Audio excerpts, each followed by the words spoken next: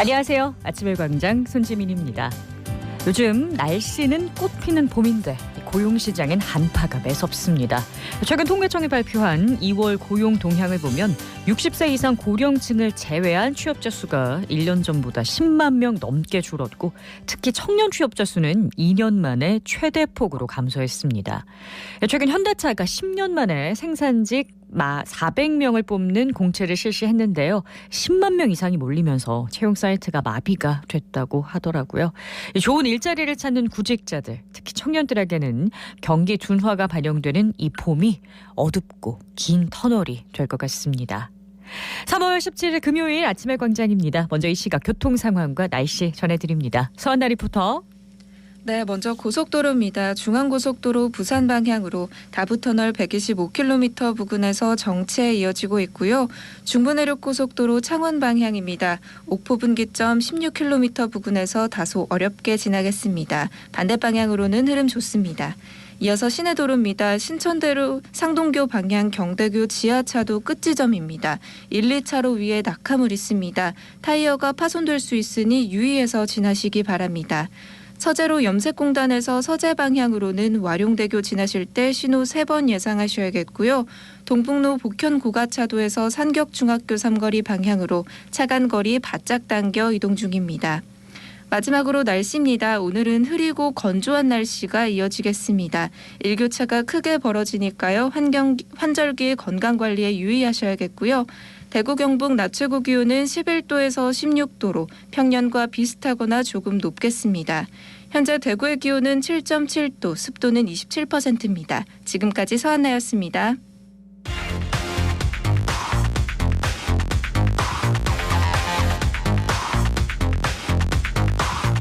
빠르고 정확하게, 명쾌하고 날카롭게 대구 경북의 오늘을 보는 KBS 대구 아침의 광장과 함께하고 계십니다. 네, 대구 경북의 조간 브리핑으로 이어갑니다. 오늘 아침 뉴스 중앙일보 백경석 기자와 함께합니다. 안녕하세요. 네, 안녕하세요. 네, 첫 소식 전해주시죠. 네, 어제 오후 2시 54분쯤 경북 상주시 외남면 한 야산에서 대형 산불이 발생했는데요. 오늘 아침 5시 기준 진화율은 70%라고 합니다. 약 86헥타르가 탄 것으로 추정되는데요. 네. 산림청은 1,200명을 투입해 밤샘 진화를 했고 해가 뜨자마자 헬기가 투입됐습니다. 현재 대피한 주민들은 다 귀가했다고 합니다. 네, 인명피해는 크게 없었지만 건조주의보에다 바람까지 세게 불기 때문에 얼른 좀 불길이 잡혔으면 좋겠네요. 근데 요즘 산불 관련 범죄도 빈번하더라고요. 네, 맞습니다. 경북도가 올해 산불을 낸 19명을 붙잡아 4명은 검찰에 송치하고 나머지 15명을 조사 중입니다. 경북도는 최근 산불이 빈번하게 발생하면서 산림 일대에서 소각행위를 금지하는 행정명령을 발령한 상태입니다. 이 기간 산불을 낸 사람은 산림보호법 위반으로 예외 없이 처벌하기로 했는데요. 네. 지난 14일에는 예천군 개포면 산불 현장에서 57살 남성이 붙잡혔습니다. 이 남성은 산 아래밭에서 영농부산물을 태웠는데요. 이 불이 산으로 번지면서 헬기 등이 출동해 50분이 걸려 주부를 잡았습니다. 네, 이 산불 같은 경우에 실수로 냈더라도 처벌을 받게 되죠. 네, 맞습니다. 현재 경북도는요, 실수로 산불을 낸 사람도 산림보호법에 따라서 3년 이하의 징역 또는 3천만 원 이하의 벌금형에 처하고 있는데요. 네. 산에서 100m 이내 지역에서 불을 피우기만 해도 100만 원 이하의 과태료가 부과됩니다. 경북도는 올해 이렇게 불법으로 불을 피운 53명을 적발해서 과태료 1,300만 원을 부과했습니다. 경북에서는 올해 41건의 산불이 발생했는데요. 산림 197헥타르가 소실됐습니다. 이는 전국 산불 발생 건수의 15.6%에 해당하고요. 산불 피해 면적은 전체 592헥타르의 33%에 이릅니다. 네, 산불이 빈번하게 일어나는 시기입니다. 소각 행위는 절대 금지된다는 거 다시 한번 유념하셔야겠습니다. 다음 소식 보죠. 네, 폐업한 대형마트에서 불법으로 오토바이 운전 교육을 한 30대가 경찰에 붙잡혔다는 소식입니다. 39살 남성 A씨는 지난 1일부터 폐업한 마트를 이종 소형 이륜차 교육학원으로 둔갑시켜 오토바이 강습을 했다고 하는데요. 네. 대구경찰청은 어제 A씨를 도로교통법 위반 혐의로 검거했다고 밝혔습니다. 이 수강생 모집을 어떻게 한 건가요? 네, A씨는 봄을 맞아서 오토바이 동호회에 가입해서 라이딩을 즐기려는 사람들에게 접근했는데요. 인터넷에 광고를 올리고 적법한 학원으로 속였다고 합니다. 연락이 오면 인근에 대구 면허시험장이 있어서 바로 시험을 볼 수 있다면서 수강생들에게 8만 원을 받고 시험 직전 2시간 동안 교육을 했습니다. 네. 실제 정규 운전 전문학원에서 2종 소형 이륜차 면허를 취득하려면 학과 교육 5시간, 기능 교육 10시간을 이수해야 응시 기회가 주어집니다. 이게 불법 교육이면은 수강생들의 안전에도 문제가 있겠네요. 네, 아무래도 마트 건물이다 보니까요. 바닥이 미끄러웠고 외벽은 유리창으로 돼 있었습니다. 경찰에 따르면 이런 곳은 보험에 가입이 돼 있지 않아서 연습 도중 사고가 나더라도 어떠한 보상도 받을 수 없다고 하는데요. 네. 특히 이륜차는 사고 발생률이 높은 만큼 정규 학원을 통해 안전교육을 충분히 받고 시험에 응시해야 합니다. 경찰도 관련 시설을 지속적으로 단속해 나갈 방침이라고 합니다. 네. 마지막으로 백골 시신이 발견됐다고요. 네, 대구시청 산격청사에서 백골의 시신이 발견돼 경찰이 수사에 나섰습니다. 대구 북부경찰서에 따르면 어제 오전 11시 50분쯤 청사 내에서 청소를 하던 용역업체 직원이 백골의 시신을 발견했는데요. 당시 백골이 발견된 공간은 건물과 벽 사이로 통행이 어려울 만큼 좁은 곳이었다고 합니다. 네. 시신은 낙엽에 덮여 있었습니다. 네, 아마 수사가 계속 될 것 같은데요. 앞으로 지켜보도록 하겠습니다. 오늘 아침 뉴스 중앙일보 백경서 기자였습니다. 고맙습니다. 네, 감사합니다. 수성구에서 카페에서 일하고 있는 한혜영이라고 합니다. 저희 카페에서는 지금은 딸기가 들어간 케이크나 라떼나 에이드 종류가 좀 잘 나가고 있고 평소에는 아메리카노 좀 많이 찾는 것 같아요. 카페가 도서관 안에 있다 보니까 전 연령을 다 만날 수 있는 게 특징인 것 같아요. 강좌가 있는 요일이라면 어르신들이 좀 많이 오고요. 주말이라면 가족들이 많이 오는 것 같아요. 아이들과 함께 도서관도 이용하고 디저트도 먹고 음료도 마시는 걸 좀 많이 볼 수 있는 것 같아요.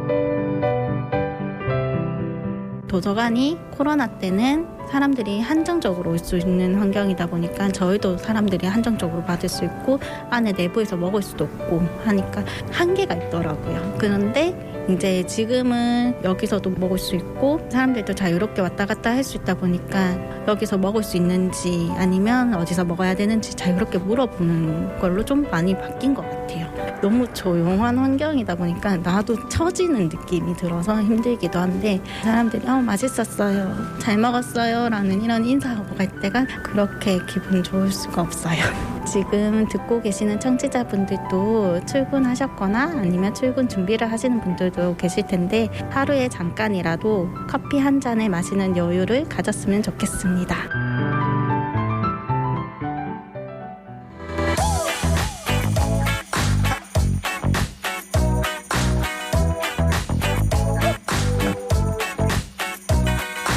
MZ세대들은 정치와 사회 이슈, 삶의 문제를 어떻게 바라보고 풀어갈까요? 젊은 그들의 생각이 궁금합니다. 그래서 마련한 코너 MZ 티키타카.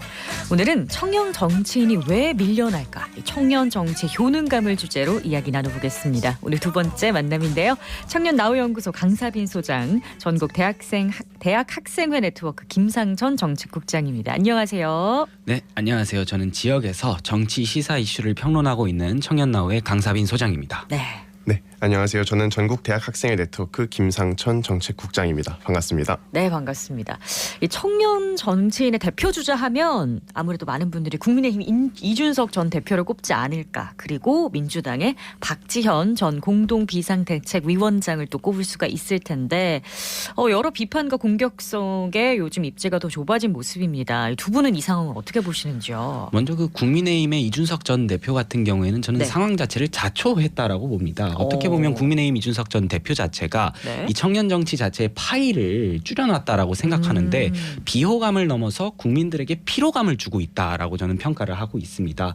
그런 이유를 살펴보자면 너무 공격적이고 그다음에 청년으로서 보일 수 있는 단점 중에 하나라고 볼 수 있는 가벼움, 참을 수 없음, 그다음에 리더십의 부재 이런 모습들을 제도권 정치 내에서 꾸준히 보여왔고 네. 심지어는 정치적인 문제 자체를 정치적인 행위로 풀어가지 않고 법적인 공방까지도 이어가는 모습은 우리 국민들에게 다가가기에 너무 불편하게 다가가지 않았나라는 생각을 하고 있고요. 박지원 전 위원장 같은 경우에는 이게 사실 이준석 전 대표랑 동일선상에 놓고 비교를 할 수는 없다라고 봅니다. 이준석 전 대표는 아무리 여러 가지 뭐 리더십의 부재나 이런 게 있었다 하더라도 네. 투표로 의해서 선출됐던 정당한 권력이었고 선출직이고, 네. 박지원 전 위원장 같은 경우에는 단순히 그 당시의 상황에 의해서 특별하게 당직 위에 이제 당대표에 준하는 직책까지 올라왔던 경우이기 때문에 같다고 비교할 수는 없지만 내부에서도 아까 말했던 것처럼 정제되지 못한 청년 정치인의 모습 그런 모습들이 우리 국민 더 나아가서 당원들에게 조금 신뢰감을 얻지 못하는 게 아닌가 저는 그렇게 평가하고 있습니다. 네, 참을 수 없는 가벼움과 정제되지 않았다 이런 표현 해주셨는데 우리 김상천 정책국장은 어떻게 생각하실까요? 예, 저도 뭐 공감을 하면서도 좀 다른 얘기를 하고 싶은데요. 네. 청년이란 이름을 달고 나와서는 청년 얘기 안 하고 자기 정치, 중앙 정치 하면서 권력 줬다가 이도저도 네. 안 된 것이라고 보고요. 네. 이준석 전 대표나 박지원 전 위원장에게 뭐 능력이 됐든 태도가 됐든 문제가 없었던 건 아니지만 네. 그런 청년 정치인을 대하는 더불어민주당과 국민의힘의 태도도 문제였다. 뭐 이준석 전 대표 같은 경우에도 뭐 네. 이재명계, 뭐 윤핵관 이런 개파 정치 비판하고 권위주의 가짜 보수 비판했더니 뭐 당 대표고 비대위원장이고 그냥 다 갖다 내버리더라. 이런 태도 문제도 있었다. 그렇게 봅니다. 뭐 이제 버림을 받았다 이렇게 당에서 이제 좀 내친 게 아닌가 이런 얘기를 하시는 네, 거죠. 제대로 된 걸 비판을 했더니 좀 네. 과하게 이렇게 내쳐버린 감이 있죠. 당에서 내쳤다고 하기에 이준석 전 대표가 보여왔던 언행들이나 이런 것들이 당대표 리더십에는 분명하게 적절하지 않았다라고 말씀을 드릴 수 있을 것 같아요. 네. 어떤 청년이든 가서 그런 언행을 한다라고 저는 생각하지 않고요. 무엇보다 국민들이 보고 싶어하는 거 국민들이 지금까지 이 정쟁으로 얼마나 고통을 받아왔고 이 정쟁으로 인해서 얼마나 피로감을 느껴왔습니까. 근데 집권 여당이 된 이후에도 본인 개인적인 정치 투쟁 정치적인 입지만을 위해서 계속해서 정당 내에서의 정쟁까지 이끌어가는 모습은 분명하게 우리 국민들에게 다가가기에 청년 정치가 이런 거구나 하는 부정적인 인식을 심어줄 수밖에 없었다라고 저는 평가하고 있고요. 이게 정쟁으로 가는 과정이었다? 네, 뭐 보나요? 결국 형편없는 청년 정치인이 형편없는 당에 있었기 때문에 문제였지 않았나 이런 생각을 합니다. 그렇습니다. 뭐 두 분 그렇게 생각하셨군요. 21년 재보궐선거 또 지난해 대통령 선거로 이어지는 과정에서 뭐 기성 정치가 이 시대 문제를 해결하지 못한다. 청년의 희망을 뒷받침하자 이런 정치가 좀 이슈가 됐었는데 이 청년들이 좀 큰 직책을 맡았는데 신뢰할 만한 정치색으로 자리 잡지 못한 가장 큰 이유는 뭐 어디에 있을까요? 예, 먼저 이거 답변하기 전에 네. 형편없는 정당이라는 평가는 조금 부적절했다라고 생각한다는 건 먼저 말씀드리고 싶고요. 네. 일단 청년 정치인이라는 이름을 달고 제도권에서 활동하셨던 청년 정치인들의 대표성의 문제가 크지 않나. 대표성. 과연 일반적인 청년들의 일상이나 삶 자체를 같이 공유했다라고 볼 수 있을지에 대한 원천적인 생각이 있습니다. 대표적으로 아까 말씀해 주셨던 이준석 전 대표, 박지원 전 위원장도 있지만 지금 국회의원을 하고 있는 류호정 국회의원 같은 경우에도 네. 과연 일반 청년들이 살았던 그런 삶을 살아왔는지 더불어서 일반 청년들의 고민을 같이 가지고 있었는지 아니면 아까 말했던 것처럼 일반 청년들과 공유할 수 있는 이야기들 사이에서 그 이야기들을 제도권에서 충분히 이야기를 전달해 줬는지에 대한 아직 의문이 풀리지 않은 상황이라고 생각하고요. 네. 이런 청년 정치인들이 마치 청년들을 대표한다는 듯이 제도권에서 계속 나오고 있는 상황이기 때문에 일반적인 청년들은 어떻게 쟤들이 나를 대표하지? 라는 생각으로 정치에 대한 관심조차 줄어들고 있는 상황이 아닌가. 그 상황 속에서 청년 정치인들이 자리를 잡지 못하고 아까 말한 것처럼 여러 복합적인 이유가 겹쳐지면서 청년 정치 자체의 파이가 줄어들었다라고 보고 있습니다. 그러니까 청년을 대표하는 청년 정치인이 아니었다. 이런 얘기인데 김상천 정책국장은 어떻게 생각하죠? 예, 뭐 저도 공감한다는 말씀 좀 드리면서 다른 얘기 또 해보겠습니다. 청년 정치인 개인이 청년 대표성을 가졌냐의 문제도 문제지만 네. 청년 정치인이 청년을 매개로 한 조직적 기반을 갖추지 못한 게 사실 더 큰 문제라고 봅니다. 공중전만 하는 게 좀 문제라는 거죠. 정치라는 건 언론이나 중앙을 통한 공중전으로만 돌아가는 게 아닙니다. 중요한 건 조직 기반이죠. 네. 대부분의 정치인들이 조직 기반을 갖추고 있습니다. 뭐 노동계급이면 민주노총, 한국노총, 지역이면 뭐 지역 청년회, 분여회부터 온갖 지역 동호회들까지 네. 조직 기반이 있는데 청년은 없습니다. 청년들은 사실 애초에 뭐 대한민국의 청년을 매개로 한 거대 조직 자체가 없는 것도 문제고 청년들이 자기들 스스로를 청년으로 청년이란 계층으로 의식화하고 있지 않다는 측면도 좀 문제인 것 같습니다. 청년 정치인들이 청년 정치를 좀 제대로 하고 싶으면 청년을 먼저 조직화하는 게 좀 우선 아닐까 이런 생각을 합니다. 그래야 이제 청년들이 뭔가 이 조직을 통해서 청년 정치인을 동일시하고 이런 작업들이 좀 가능하지 않을까 싶습니다.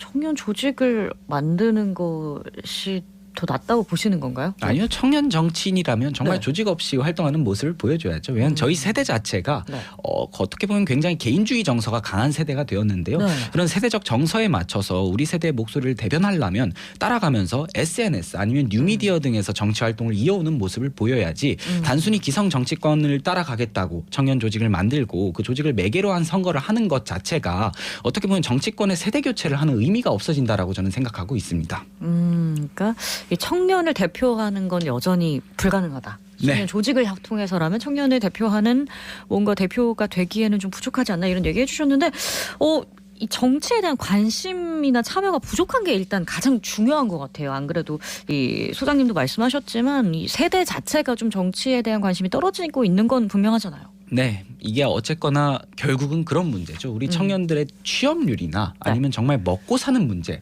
그러니까 너무 힘든 상황인데 그리고 심지어는 대학 등록금부터 우리 청년들이 당면한 문제들이 정말 많은 상황입니다. 네. 하지만 제도권에서는 그런 거에 대한 이야기가 나오지 않다 보니까 청년들이 과연 실질적으로 체감할 수 있는 정치권의 영향력이 어느 정도냐의 문제에 대해서 지금 고민할 필요가 있는 것 같습니다. 근데 현재 정치권 자체에서 그런 거에 대한 고민이 적어 보이다 보니까 우리 청년들이 지난번 시간에 말했던 것처럼 학생회에 관심을 못 가지는 것처럼 정치권에서도 관심을 놓고 있는 것이 아닌가 저는 이렇게 보고 있습니다. 믿음이 좀 부족하다 뭐 이렇게 들리는데요. 네, 저도 뭐 비슷한 의견인 것 같습니다. 청년들이 정치에 대한 관심이나 참여가 뭐 부족한 상황 네. 이유, 정치인들이 청년 운운하면서 청년 문제 얘기 안 하고 딴소리 하기 때문이죠. 청년 정치인이라고 얼굴 들이민 정치인들 보면 다 하나같이 청년 얘기 안 하고 자기 정치, 중앙 정치 했습니다. 청년 문제랍시고 문제를 들고 와도 사실 네. 젠더 갈등, 뭐 노조 문제, 뭐 종북 노조가 청년들 일자리 뺏는다, 뭐 이런 부차적인 문제 혹은 신뢰할 수 없는 문제를 얘기했단 말입니다. 중요한 건 삶의 문제인데 네. 좀 예시를 들어보자면 뭐 대학생을 예시로 들게요. 네? 지금 당장 한 학기 300, 400씩 하는 등록금, 뭐 한 끼에 7,000원, 8,000원의 식비 부담 엄청납니다. 자취방 월세 40만 원, 50만 원 손 떨립니다. 냉방비, 난방비 적으면 4, 5만 원, 많으면 7, 8만 원 엄청 나오죠. 네. 책값도 엄청 납니다. 토익 학원비, 커말 교재비 다 돈이고 하나부터 열까지 다 삶의 위기로 다가옵니다. 취업해도 문제죠. 쥐꼬리만한 월급, 맨날 야근에 긴 출퇴근 시간, 결혼하고 애 낳을 시간도 없고 돈도 없습니다. 이번에 제가 일하고 있는 전국대학 학생회 네트워크에서 전국 대학생 2,000명 대상으로 설문조사했는데 네. 설문대학생들 중에 99.1%가 최근 물가 인상을 크게 체감하고 있다 했습니다. 그냥 체감 아니고 크게 체감이요. 그런 것들을 봤을 때 이런 문제들을 좀 청년 정치인들이 얘기를 해줘야 할 텐데 얘기 안 하지 않습니까? 청년들 시급한 청년 정책으로 이렇게 꼽았습니다. 식비 지원, 교통비 지원, 공공임대주택, 기숙사 확충 이런 얘기 청년 정치인들이 안 하잖아요. 해도 딴 얘기 사이에 끼어 팝니다. 이러니까 안 되는 겁니다. 청년 이름표 달고 나왔으면 청년 얘기해야 지지받습니다. 진짜 청년 얘기를 못하고 있다. 이건 공감하는 부분이잖아요. 뭐 저는 비슷하게 생각합니다. 네. 그렇습니다. 이 청년 정치인이 입지를 높이기 위해서 네. 사회적으로는 그럼 뭐가 가장 필요할까요? 저는 이런 의논을 하는 것 자체가 조금 문제가 있다라고 보는데요. 그러니까 사회적 제도적으로 청년 정치인의 입지를 높여주겠다 내지는 뭐 청년 정책에 대한 고민이 필요하다라는 얘기보다 네. 제가 생각하는 정책 자체는 우리 국가 자체의 정책에서 청년들이 낄 수 있는 부분들을 생각을 해야지 단순히 청년들만을 위한 정책을 만드는 것 자체 역시는 저는 부적절하다고 보고 있고 비슷한 맥락으로 청년 정치인들만을 대상으로 이 청년 정치인들의 파일을 늘리겠다고 뭐 기탁금을 면제해 준다든지 아니면 금전적인 부담을 줄여준다든지 아니면 청년들에게 가산점을 준다든지 이런 것 자체는 조금 있으면 안 된다라고 생각을 하고 있습니다. 그러니까 근본적으로 지난번 라이즈 사업 때도 말한 게 우리가 지역을 살리면서 지역 대학을 살려야 되는 것처럼 정치권 자체를 조금 활성화 돌게 하고 우리 국민들에게 효능감을 주면서 네. 청년 정치인들도 자연스럽게 우리 세대의 의견을 대변하는 사람들로 채워지게 둬야지 그걸 굳이 청년 정치인들의 파일을 늘리겠다고 막 수를 억지로 늘리거나 아니면 금전적인 지원을 해주거나 이런 식의 방향으로 가면 안 된다라고 저는 생각을 하고 있습니다. 그러니까 청년을 오히려 배려를 했다가 파이가 더 줄어드는 결과를 만들 수 있다 이런 얘기인가요? 이미 지금 그러고 있다라고 저는 생각합니다. 우리 김선준 정책장 어떻게 보세요? 배려를 해줘서 오히려 역효과라고 생각하시는지. 저는 뭐 그런 얘기에는 공감을 하는데요. 사실 그런 건 좀 이 정치 공학적인 문제고 부차적인 문제고 저는 이 가치나 정치 어떤 본질의 측면에 좀 접근해야 한다 생각을 합니다. 네. 정치라는 건 결국 저는 아까 뭐 반대한다 하셨지만 조직입니다. 결국 공동체의 문제죠. 조직이란 이름이 좀 그러면 네. 공동체란 측면으로 봐야 한다고 생각합니다. 청년들이 조직화하는 게 저는 더 근본적인 문제다. 우리나라는 청년들이 스스로 청년 정체성을 가지고 있지도 않고 크게 가지고 있지도 않고요.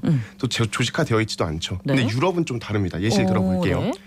유럽 정당들에만 수십만의 청년 조직들이 있습니다. 청년 녹색당, 청년 좌파당 뭐 이런 대표적인 조직들이 있죠. 좌측에선 또 정당 외에서는 기후위기 청년 모임, 뭐 우측에는 반난민, 반무슬림 등의 이름으로 묶인 수많은 청년 의제 모임이 있습니다. 그런 조직 위에서 유럽 청년 정치인들이 나오고 있는 겁니다. 아니면 아예 청년 딱지를 떼고 그냥 젊은 정치인 1인으로 일반적인 정치인 1인으로서 승부를 보든가. 트리도 총리가 그 대표적인 예시죠. 캐나다에. 네. 우리나라에서 청년 정치인 입지를 넓히려면 저는 사회적으로 청년들을 조직화하려는 시도를 청년 정치인들 스스로 해야 한다 봅니다. 내가 스스로 뭔가 청년 문제에 대한 목소리를 내는 조직을 만들어야 한다는 거고 정당들은 이를 보조해야 하겠죠. 다만 제가 걱정인 건 청년 얘기 제대로 하려면 물불 안 가려야 하지 않겠습니까? 근데 민의가 아니라 소수 권력자 뭐 이를테면 대통령, 뭐 이재명 이런 사람들에게 충성하느냐가 공천 대상이냐 아니냐를 결정하는 천박한 정치 문화 하에서 이런 물불 안 가리는 청년 정치인이 나오기 쉽겠습니까? 절대 불가능할 겁니다. 저는 아무 비전도 없이 대통령, 이재명 뒷공문이 잘 쫓아다닌 맹물 정치인을 뭐 좀 당대표로 뽑아놓은 것만 봐도 그렇지 않나 이렇게 생각합니다. 네, 일단은 뭐 정치에 대한 청년 관심이 높아지는 게 가장 급선무가 아닌가 생각이 드네요. MG 티켓타카 청년 나우연구소 강사빈 소장, 전국 학생회 네트워크 김상천 정책국장과 함께했습니다. 고맙습니다. 감사합니다.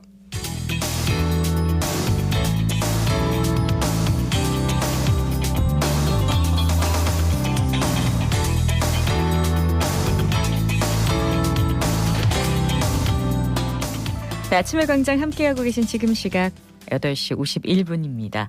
대구 남구 이천동에서 주민 역량 강화 프로그램으로 정리 수납 교실을 운영하고 있다고 해서 그 수업 현장에 서유리 리포터가 다녀왔죠. 안녕하세요. 네, 안녕하세요. 집을 깨끗하게 정리하고 싶은데 막상 정리하려고 보면 뭐부터 시작해야 될지 막막한 분들 많으시죠.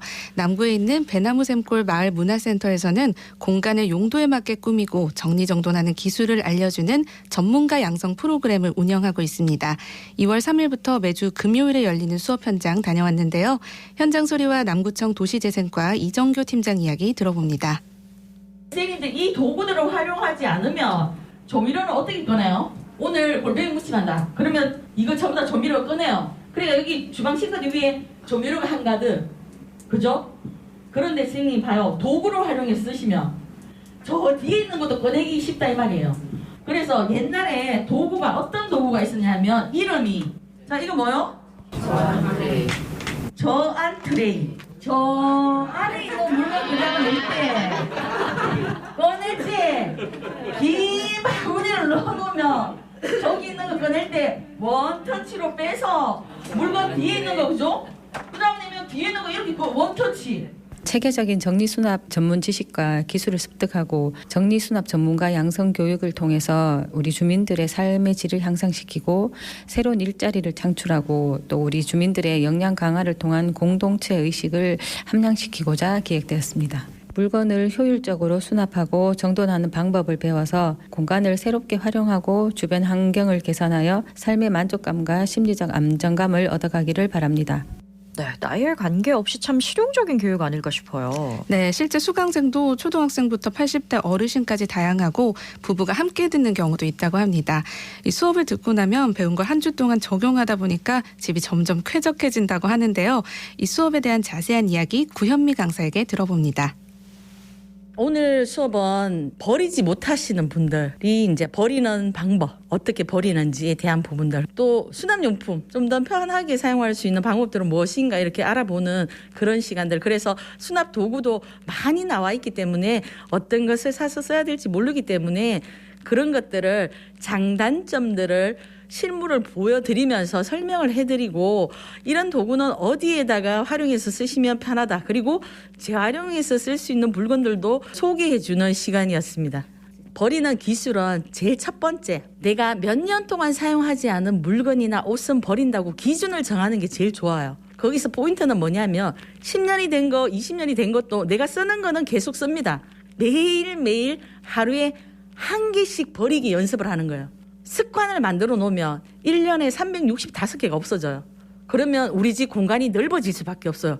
안 쓰는 거, 불필요한 거, 추억의 물건들이 내 인생을 불편하게 하는 거, 이런 물건들을 하나하나씩 추리는 거예요.